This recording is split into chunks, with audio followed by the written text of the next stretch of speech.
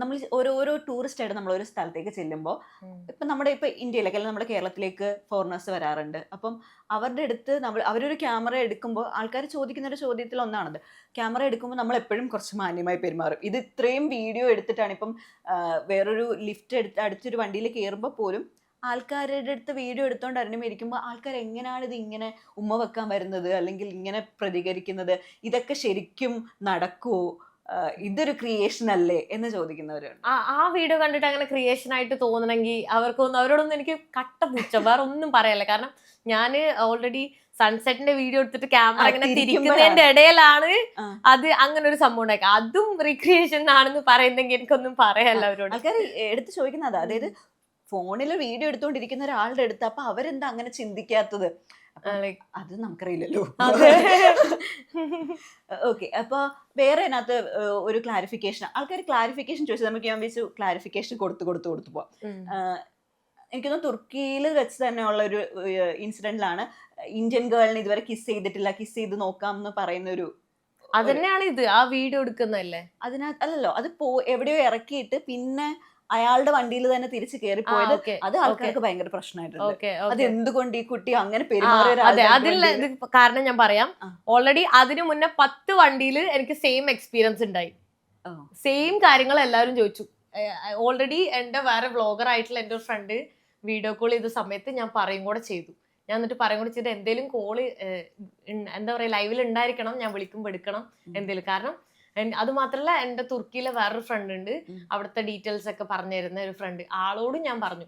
അതിൽ 10 എക്സ്പീരിയൻസ് ഉണ്ടായിട്ട് ഞാൻ ആകെ 2 ബാഡ് എക്സ്പീരിയൻസ് ഷെയർ ചെയ്തു. 12 ബാഡ് എക്സ്പീരിയൻസ് എനിക്ക് വേറെ ഉണ്ടായി. അപ്പോ എന്താ പറയാ, എല്ലാരും സെയിം സംഭവം ചോദിക്കുന്നു. ഞാൻ ഇതുവരെ എന്താ പറയാ ഇന്ത്യൻ പെൺകുട്ടീനെ ഇതാക്കിയിട്ടില്ല ആ സംഭവം. പക്ഷെ ഒരു വീഡിയോയിൽ എന്തോ ജസ്റ്റ് ഞാൻ പറയുന്നതേ ഉള്ളൂ. അപ്പൊ അതുകൊണ്ട് അവരൊന്നും എന്നെ അറ്റാക്ക് ചെയ്തില്ല, അവരാരും എന്നെ കേറി പിടിച്ചില്ല. ഈവൻ എന്താ പറയാ അങ്ങനെ സംസാരിക്കുമ്പോ ഇതാക്കോ അങ്ങനെ ഒന്നും ചെയ്തില്ല. അവരിത് ചോദിക്കുന്നു, ഞാൻ പറയും നോട്ട് ഇൻട്രസ്റ്റഡ് എന്ന് നമ്മൾ ട്രാൻസ്ലേറ്റ് സംസാരിക്കുമ്പോൾ അവർ ഓക്കെ എന്ന് പറയും. ചിലർ സോറിയും പറഞ്ഞവരാണ്. സോ നമ്മൾ എന്തിനാ അത് കെയർ ചെയ്യുന്നത്? അങ്ങനെയാണ് എനിക്ക് ഹിച്ച് ഹൈക്കിംഗ് സ്റ്റോപ്പ് ചെയ്യേണ്ടി വരും. അത് മാത്രമല്ല എൻ്റെ ഒരു ബിഹാറി ഫ്രണ്ട് ഉണ്ട്, അവൾക്ക് ഇതുപോലെ കുറെ ബാഡ് എക്സ്പീരിയൻസ് ഉണ്ടായിട്ട് അവൾ ഹിച്ച് ഹൈക്കിംഗ് സ്റ്റോപ്പ് ചെയ്തു. ഹിച്ച് ഹൈക്കർ ആയിരുന്നു, അങ്ങനെ തുർക്കിയിൽ നിന്ന് തന്നെ ഇതുണ്ടായിട്ട് സ്റ്റോപ്പ് ചെയ്തു. പിന്നെ ഫിലിപ്പൈൻസിൽ എൻ്റെ ഒരു ഫ്രണ്ട് ഉണ്ട്, പുള്ളിക്കാരി എൻ്റെ അടുത്ത് ആദ്യമേ പറഞ്ഞു ഇങ്ങനെ ഭയങ്കര ഫ്ലേർട്ടിംഗ് ആണ്, ഭയങ്കര റൂഡാണ് ഇവിടുത്തെ ആൾക്കാര്, ലൈക്ക് പെൺകുട്ടികളോട് ഭയങ്കര ഇതാണ്, ഫ്ലർട്ടിങ് ആണെന്ന് പറഞ്ഞപ്പോ ഞാൻ ആ ഒരു 3-4 ഡേയ്സ് കഴിഞ്ഞിട്ട് എനിക്ക് കുഴപ്പമുണ്ടായിരുന്നില്ല. ഞാൻ പറഞ്ഞു ഇല്ല എനിക്കെല്ലാം അടിപൊളി എക്സ്പീരിയൻസ് ആണ്. അപ്പനടുത്ത് പറഞ്ഞു ആണുങ്ങളാണ് പ്രായമുള്ളവരും പ്രായം കുറഞ്ഞവരും. അപ്പൊ ഞാൻ എന്നിട്ട് ഫോട്ടോ ഒക്കെ അയച്ചു കൊടുത്തു പുള്ളിക്കാരിക്ക്, ഇതൊക്കെ ഇത് പ്രായം കുറഞ്ഞ ആളാണ്, എനിക്ക് ഒരു ബാഡ് എക്സ്പീരിയൻസ് ഉണ്ടായിട്ടില്ലല്ലോ, നമ്മള് വഴിയിൽ നിന്ന് കണ്ട ആൾക്കാരാണ്, പിന്നെ ഇസ്താംബുളിൽ നിന്ന് കുറെ പേരെ പരിചയപ്പെട്ടു, അവരൊക്കെ എൻ്റെ അടുത്ത് നൈസായിരുന്നു പറഞ്ഞു. പിറ്റേ ദിവസം തൊട്ടിട്ട് ഫുൾ ബാഡ് എക്സ്പീരിയൻസ് സ്റ്റാർട്ട് ചെയ്തു. അപ്പൊ ആലോചിച്ച് നോക്ക്, ഞാൻ ആ പറഞ്ഞ സെയിം സംഭവം അല്ല, എന്താ പറയാ മുന്നാഫ്രിക്ക പോയപ്പോ എനിക്ക് ബാഡ് ഉണ്ടായില്ല, പിന്നീട് ഉണ്ടായി. സെയിം സംഭവമായിരുന്നു ഇതും. എല്ലാ ടൈമിലും ഒരേപോലെ ഞാനിപ്പോ ഒരാളെ പറ്റി മോശമാക്കി പറഞ്ഞിട്ടോ അല്ലെങ്കിൽ എന്താ പറയാ അവരെ പറ്റി നെഗറ്റീവ് പറഞ്ഞിട്ട് എനിക്കൊന്നും കിട്ടാനില്ല, മനസ്സിലായോ? അപ്പോൾ പൈസ മേ ബി കിട്ടുമായിരിക്കും കൂടുതൽ, പക്ഷെ എനിക്ക് ഭയങ്കര ഹേർട്ടായി അല്ലെങ്കിൽ എനിക്കത് ഇടണം അങ്ങനെ തോന്നിയിട്ടാണ്. ഞാൻ പറഞ്ഞില്ലേ ബാഡ് എക്സ്പീരിയൻസ് ഇതിന് മുന്നേ ഉണ്ടായിട്ടും ഞാൻ ചില സമയത്ത് വീഡിയോ എടുത്തിട്ട് പോലും ഇടാണ്ടിരുന്ന സിറ്റുവേഷൻസ് ഉണ്ട്. പക്ഷെ ഓർക്കുന്നില്ല എന്ന് മാത്രം സ്പെസിഫിക് ആയിട്ടുള്ള സംഭവങ്ങൾ. അപ്പോൾ ഒന്ന് ആലോചിച്ച് നോക്ക്, എനിക്കങ്ങനെ നേരത്തെ പറഞ്ഞ പോലെ പൈസ കുറവാന്ന് തോന്നിയെങ്കിൽ അങ്ങനെ ഇടാനാണെങ്കിൽ എനിക്ക് എന്തൊക്കെ ഉണ്ടാക്കാം. ഞാൻ കുപ്രസിദ്ധി ആഗ്രഹിക്കുന്നില്ല സീരിയസ്ലി. എന്നെ അറിയുന്ന ആൾക്കാർ ആരും എൻ്റെ അടുത്ത് എന്താ പറയാ നീ ഇങ്ങനെയാണ് അങ്ങനെയാണ് എന്ത് ഇഷ്യൂ ഉണ്ടാകുമ്പോഴും ഒരാൾ പോലും എൻ്റെ അടുത്ത് വിളിച്ചിട്ട് അങ്ങനെ ചോദിച്ചിട്ടോ പറഞ്ഞിട്ടോ ഇല്ല. ഫസ്റ്റ് തിങ് എൻ്റെ പാരന്റ്സ് എൻ്റെ അടുത്ത് നീ എന്തിനാ അങ്ങനെ ചെയ്തേ അല്ലെങ്കിൽ നീ ഇങ്ങനെ ഇതാക്കുന്നു എന്നുള്ളത് പറഞ്ഞിട്ടില്ല. പിന്നെ ഞാൻ ആരെ കെയർ ചെയ്യേണ്ടത്? പിന്നെ ഈ പറയുന്ന ആരും എന്നെ അവരുടെ ചെലവിലല്ലല്ലോ ഞാൻ നിൽക്കുന്നത്, അല്ലെ? എനിക്ക് ഇഷ്ടപ്പെടുന്ന ആൾക്കാർ എന്റെ വീഡിയോ കാണുന്നത്, അതിന്ന് കിട്ടുന്ന പൈസ വെച്ചാ ഞാൻ യാത്ര ചെയ്യുന്നത്. ഈ പൈസയുടെ കാര്യം തന്നെ എനിക്ക് തോന്നുന്നില്ല എത്ര യൂട്യൂബേഴ്സ് ഇങ്ങനെ കാണിക്കും എനിക്ക് ഇത്രയാണ് എന്റെ റവന്യൂ.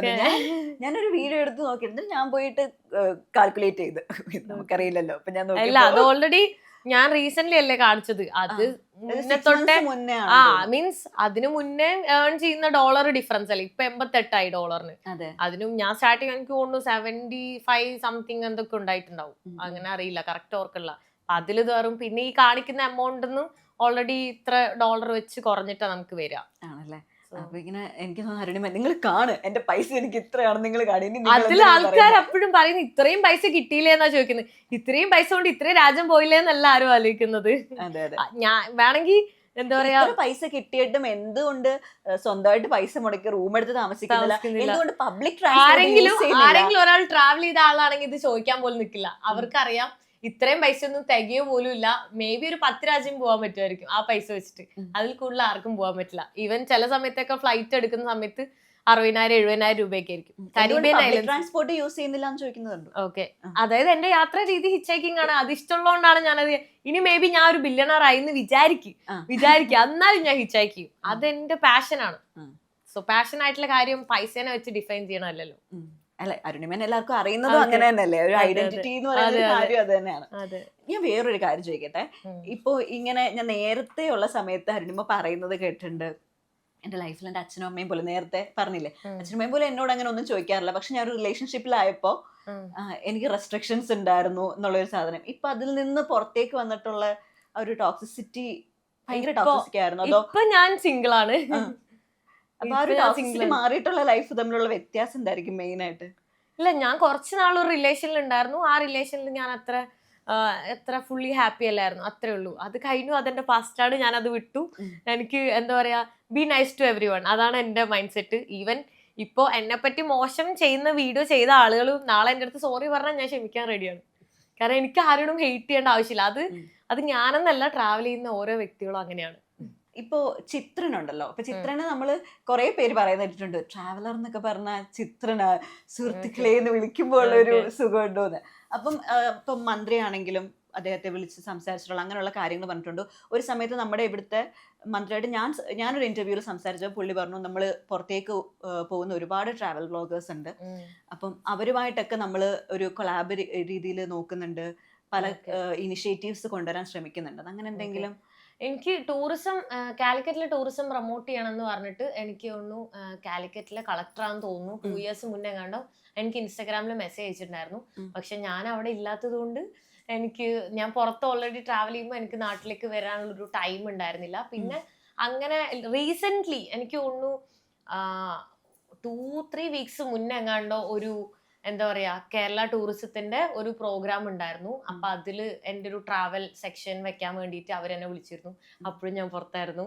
അതുപോലെ തന്നെ മാതൃഭൂമിന്റെ എന്തോ കാലിക്കറ്റ് തന്നെ വെച്ചൊരു പരിപാടിക്ക് വിളിച്ചപ്പോഴും എല്ലാ പ്രോഗ്രാമിലും വിളിക്കുമ്പോൾ ഞാൻ പുറത്തായിരിക്കും.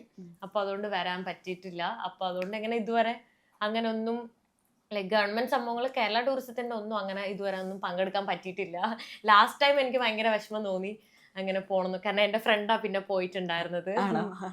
ഇനിയൊരു അവസരം വന്നപ്പോ നമ്മള് ഞാൻ നാട്ടിലുണ്ടെങ്കിൽ ഒബ്വിയസ്ലി ഞാൻ പോവും. പക്ഷെ ഞാൻ നാട്ടിലില്ലാത്തപ്പോ എനിക്ക് എന്താ പറയാ ഫ്ലൈറ്റ് എല്ലാം എടുത്ത് വന്ന്, കാരണം ഞാനിപ്പോ പോകുന്ന സമയത്ത് ഓൾറെഡി ബൈ റോഡാണ് ഞാൻ യാത്രകൾ ചെയ്യുന്നത്. ഇങ്ങനെ ഫ്ലൈറ്റ് എടുത്തല്ല പോകുന്നത്. അപ്പോൾ ഒരു രാജ്യത്ത് പോയി അടുത്ത രാജ്യത്തേക്ക് ലിഫ്റ്റ് അടിച്ച് തന്നെയാണ് പോകുന്നത്. അപ്പോൾ പെട്ടെന്ന് എന്തെങ്കിലും സംഭവിച്ചു കഴിഞ്ഞാൽ ഇടയ്ക്ക് എമർജൻസി ഇല്ലാതെ ഞാൻ ഒരിക്കലും ഫ്ലൈറ്റ് എടുത്ത് ബാക്ക് ടു ഇന്ത്യ വരാറില്ല.